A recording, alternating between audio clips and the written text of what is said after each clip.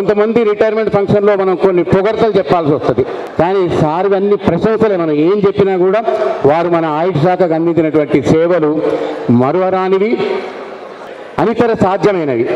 వచ్చే భావి తరాలకు మరి కృష్ణుడు భగవద్గీతలో చెప్పినట్టుగా యద్యదాచరతి శ్రేష్ఠ తత్తదేవేతరో జనః సయత్ ప్రమాణం కురుతే లోకస్తదనువర్తతే.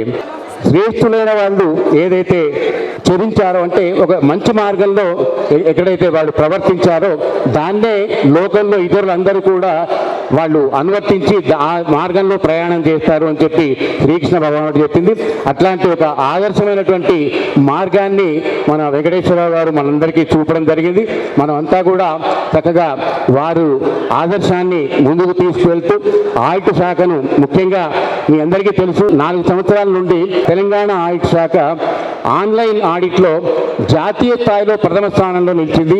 అది కేవలం వారు చేసినటువంటి కృషి, వారు ఆయుష్ ఉద్యోగ సోదరులందరికీ చూపినటువంటి మార్గదర్శనం.